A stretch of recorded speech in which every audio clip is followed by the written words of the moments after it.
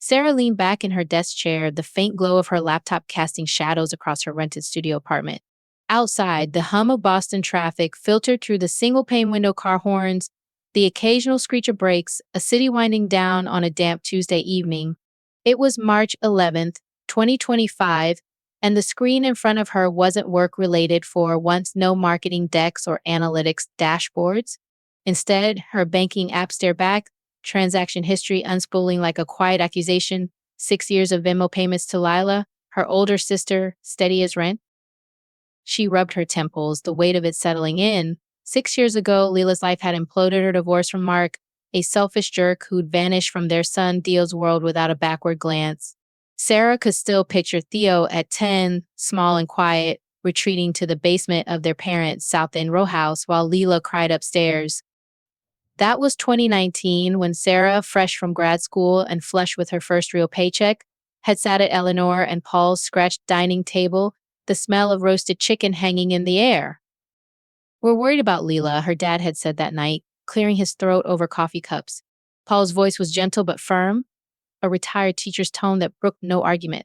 Eleanor nodded, folding her hands on the tablecloth. "She's got Theo to think about, and Mark's not helping. Not a dime." Sarah had glanced at Lila across the table. Her sister's eyes were downcast, her dark hair pulled into a messy bun, a plate of untouched food in front of her. Theo's laughter drifted from the living room where he escaped to play Fortnite on an old PlayStation. "I can help," Sarah had said, pulling out her phone. "How about $700 a month?" It was a lot, nearly a third of her entry-level salary, but she could manage if she skipped takeout and weekend drinks.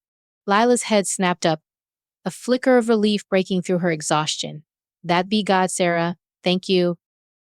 And just like that, it started. Every month, $700 pinged from Sarah's account to Lila's, a lifeline for rent, groceries, Theo's school supplies. Their parents, on fixed pensions, could offer a roof but little else. Sarah didn't mind at first. She loved Theo, her only nephew with his quick grin and quiet curiosity. Over the years, her contributions grew beyond the basics. When he turned 11, she bought him a PlayStation 5 he'd been begging for, his face lighting up as he tore into the wrapping. At 12, a new iPhone, because his friends had them. Coding classes followed, then language apps Spanish, then Japanese because he'd gotten hooked on anime and wanted a future in tech. Sarah saw potential in him, a spark worth nurturing, even if it meant late nights at the office to cover the cost. She shut her laptop now, the room dimming as the screen went black. The radiator clanked, a familiar sound in the old building. She'd been 28 then, thrilled with her downtown studio cramped, sure, but hers. Independence tasted like coffee at sunrise and playlists she didn't have to share. But 6 years later, at 34, that freedom felt thinner, stretched by the quiet obligation she'd taken on. It wasn't just the money. It was the way it crept into everything. 3 years ago, in 22, she'd landed a promotion marketing manager, nearly double her old salary. She'd gone to her parents' place that Sunday, still buzzing from the news, ready to share it over Eleanor's lasagna. Theo, 13 then, had been upstairs, headphones on, lost in some game. The table was warm with chatter until Paul asked, "How's work, Sarah?" "Actually," she said, smiling, "I got promoted, bigger role, better pay. I'm thinking of saving for a condo." She pictured it hardwood floors, a view of the Charles River, a real step up. Lila's head snapped up from her plate, fork pausing midair. "Better pay? How much better?" Her voice had that edge Sarah knew from childhood, sharp as a paper cut. Sarah hesitated, caught off guard. Almost double what I was making. She regretted it the moment she said it. Lila's eyes narrowed just slightly. "Well, if you're making twice as much, you can help twice as much, right? 1,500 instead of 700. Theo's growing braces soon. Those coding courses aren't cheap." Sarah nearly choked on her water. "Lila, that's not, I'm still saving." "It's only fair," Lila cut in, leaning forward. "We're family." She glanced at their parents, expectant. Eleanor nodded, her voice soft but pointed. "She's got a point, Sarah. Family helps family. You don't have kids to worry about." Paul's silence was agreement enough. 3 pairs of eyes pinned her to the chair, waiting. Sarah's stomach twisted, but she nodded, voice tight. "Fine, 1,500 a month." Now, standing in her studio, Sarah crossed to the window, the glass cool against her palm. Outside, rain streaked the streetlights, turning them into blurry halos. She'd kept her word, 1,500 every month, since a steady drain she'd learned to live with. But walking home that night in 2022, past brownstones and coffee shops, the spring air heavy with damp, she'd felt the first real crack. It wasn't just help anymore. It was something heavier, something she couldn't name yet, pulling her back from the life she'd meant to build. Sarah turned the key in her new condo's lock, the faint click echoing in the empty hallway. It was late 2024, 6 months after she closed on the one-bedroom unit, a modest place in a decent neighborhood, with fresh paint on the walls and a view of treetops instead of the Charles River she'd once dreamed of. The down payment had drained her savings, but standing there, the hardwood cool under her socks, she felt a quiet pride. Tonight, she was hosting a housewarming, and the air buzzed with anticipation as she set out chips and a playlist of soft indie tracks. Guests trickled in coworkers from the tech firm, a few neighbors, her cousin Jen.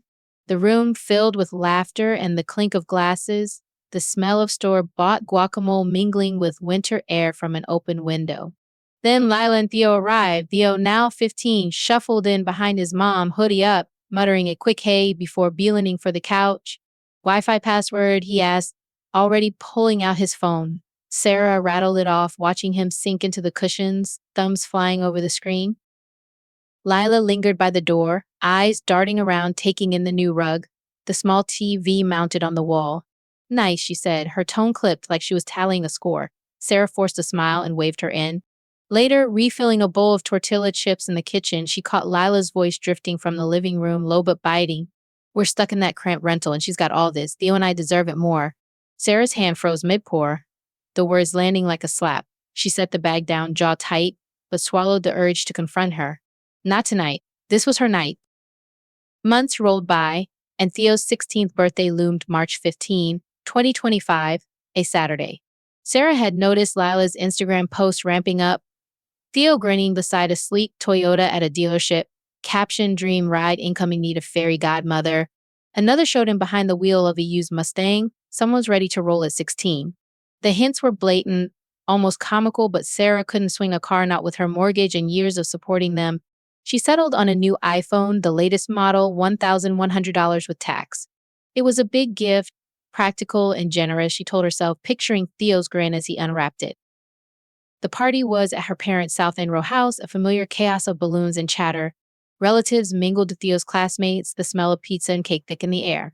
Sarah arrived with the gift tucked under her arm, wrapped in silver paper, a card taped to the top. The living room was packed when gift time rolled around, everyone circling Theo on the sagging couch. He tore through presents from friends' video games, a gift card, earbuds. Then Eleanor handed him a slim box from her, and Paul revealing a sleek watch. Something to grow into, Paul said, ruffling his hair. Lila stepped forward, smirking. Sarah's got her still. Go on, Theo. All eyes swung to her. Sarah handed over the box, her stomach fluttering with nerves she couldn't place. Theo peeled off the paper, popped the lid, and stared at the iPhone. For a second, she thought he'd smile. Then he scoffed, loud and sharp, and tossed it onto the coffee table with a clatter. Seriously? This is it? The room went still, the hum of conversation snuffed out. Sarah's cheeks burned. Theo, I thought. You make tons of money, he cut in, voice rising, and this is what I get. Everyone knows you're loaded. His tone petulant, accusing echoed Lila so perfectly it stung. Lila crossed her arms, stepping closer. He's right. We've been hinting for months about a car, Sarah. This is pathetic, cheap. Something snapped. 6 years flashed through Sarah's mind. Every Venmo ping, every coding class, every birthday splurge. The PlayStation, the phone upgrades, the $1,500 a month she'd stretched herself thin to send. And now this a tantrum over a gift most kids would kill for, backed by Lila's contempt. She slammed her hand on the table, the thud jolting everyone. Enough, she shouted, voice raw. I'm sick of this 6 years, thousands of dollars, and you treat me like an ATM. I've paid for classes, birthdays, everything, and this is the thanks, demanding a car. Theo flinched, eyes wide. Lila's face flushed red, but she didn't back down. You owe us. I don't owe you a damn thing. Sarah grabbed the iPhone box, the wrapping crinkling in her grip. If you don't want it, fine, I'll take it back. But I'm not buying a car and I'm done. She turned, shoving past a sea of stunned faces, Eleanor's mouth open, Paul shifting uncomfortably, Jen staring at the floor. No one spoke as she snatched her purse and jacket from the hall, the front door banging shut behind her. She drove home in a blur, tears streaking her face, hands trembling on the wheel. The city lights smeared through the windshield sodium yellow and cold. Her phone buzzed as she stepped into her condo, Lila, then Eleanor, then Paul, one after another. She rejected each call, their text lighting up the screen. You embarrassed us? How dare you? Tyler's devastated. She poured a glass of pint, the bottle shaking in her hand, and sank onto the couch. The skyline glittered beyond her window, indifferent as her resolve hardened. 6 years of being their wallet with legs, and they couldn't even pretend to be grateful. She silenced her phone and took a long sip, the bitterness sharp on her tongue. Sarah stepped onto the damp grass of Boston Common, the spring rain tapping her umbrella in a steady rhythm. It was June 2025, 3 months since Theo's birthday implosion, and the city felt softer, trees budding green, the air thick with petrol. Her phone stayed silent now, a deliberate choice after blocking Lila, Eleanor, and Paul. The Venmo transfers had stopped too, the $1,500 monthly drain gone, leaving her bank account fuller and her chest lighter. She started therapy over Zoom, a calm voice helping her untangle years of guilt, and the world seemed to open up again. The fallout had been swift and loud. Days after she stormed out of her parents' house, Lila and Eleanor showed up at her condo, pounding on the door. The hallway echoed with their voices. Lila sharp, open up, Sarah. Theo needs that money. And Eleanor softer but firm, we need to talk this out. Sarah stood still, peering through the peephole at their flushed faces, her heart racing. I'm not opening it, she called, voice steady. Leave or I'm calling the police. Lila kicked the door, a dull thud reverberating. You wouldn't dare? Try me, Sarah shot back, phone already in hand. Muttered curses followed, then footsteps retreating. Eleanor's parting words drifted through the wood. You'll regret this, Sarah. Family's all you've got. The silence after they left felt like freedom, fragile but real. She'd thrown herself into living since then. The condo got new curtains, soft gray, a splurge she'd never allowed before. She joined a book club at the library, debating novels over coffee with strangers who became friends. A date with a quiet coder from work led to a second, then a third, his shy smile a small thrill, but guilt flickered sometimes. Jen, her cousin, texted updates. Lila had downsized to a smaller apartment. Theo dropped his coding classes. Sarah wondered if she'd been too harsh, then remembered Theo tossing the iPhone, Lila's sneer, and pushed the thought away. One rainy evening, she left her office downtown, umbrella snapping open against the sudden downpour. A figure stood by the entrance, soaked through, no umbrella, no jacket. Theo, his hoodie clung to him, dark hair plastered to his forehead, and he looked older somehow, less the petulant kid she'd last seen. Aunt Sarah, he said, voice low, almost lost in the rain. Can we talk? She hesitated, rain drumming above her. Does your mom know you're here? He shook his head. No. And I'd rather she didn't. His eyes met hers, steady despite the shiver in his shoulders. Sarah studied him, -16 now, taller, something new in his posture. There's a diner around the corner, she said finally. Come on. They settled into a booth, the air warm with the smell of fries and coffee. Theo wrapped his hands around a mug of hot chocolate, steam curling up. Sarah sipped her latte, waiting. He took a deep breath. I came to say I'm sorry about my birthday. How I acted, it was wrong. She blinked, caught off guard by the directness. What brought this on? Reality, I guess. He gave a weak smile, stirring the cocoa. When you stopped sending money, everything changed. Mom had to work full-time, no more part-time gigs. I had to drop stuff coding some games. I was pissed at you at first. Mom kept saying you'd come around, that you were selfish. But you didn't. And after a while, I started thinking about all you'd done, years of gifts, classes, money. I took it for granted. Sarah leaned back, the vinyl seat creaking. His words stirred a mix of pride and wariness. Go on. I got a job, he said, looking up. Stop shop, bagging groceries. Been there 3 months. It's minimum wage, but working for my own money is different. Made me see what you were doing all that time. His voice softened. I'm sorry I was a jerk about the phone. The apology hung there, simple and raw. Sarah traced the rim of her cup, rain streaking the diner's windows. I appreciate that, Theo. It means a lot. She paused, choosing her words. Can you forgive me? He asked, suddenly small again. The boy she remembered peeking through. I'm working on it, she said honestly. It's not just the birthday, it's years of feeling like I owed you and your mom something. That hurt. He nodded, eyes dropping to his mug. I get it. I miss you. Something softened in her. We can work on it. Slow, though. No promises. Relief washed over his face. That's all I want. They agreed to meet again. Secretly, no Lila, no parents. As they stepped outside, the rain easing, Sarah felt a thread of trust forming, fragile but real. Sarah slid into a booth at a South End cafe, the late November light slanting through the windows, casting long shadows across the scuffed wooden table. Theo sat across from her, a basket of fries between them, his fingers greasy as he split the last one. It was November 2025, 8 months since their rainy diner talk, and their bi-weekly meetups had settled into a rhythm, sometimes dinner here, sometimes a walk along the Charles, always just the two of them. The air smelled of coffee and fried dough, a comfort against the chill seeping through the glass. Theo grinned, wiping his hands on a napkin. Got promoted at the store last week. Shift lead now, more hours, better pay. His voice carried a quiet pride, deeper than the boy who tossed her gift aside. At 16, almost 17, he'd grown into himself, taller, sure, but steadier too. That's fantastic, Theo, Sarah said, meaning it. How's it feel? Good, really good. He leaned back, hoodie shifting over his shoulders. I'm saving for a used Honda. Nothing fancy, just something to get around. Feels better doing it myself. She nodded, a smile tugging at her lips. The irony wasn't lost on her, the kid who demanded a car now working for one, but she kept it to herself. This Theo was different, grounded by the weight of his own paycheck. Their talks never veered to money anymore. No hints or asks, just stories about school, his friends, the occasional question about her marketing job. It was clean, a connection she hadn't expected to salvage. Through Theo and Jen, Sarah pieced together the rest of the family's story.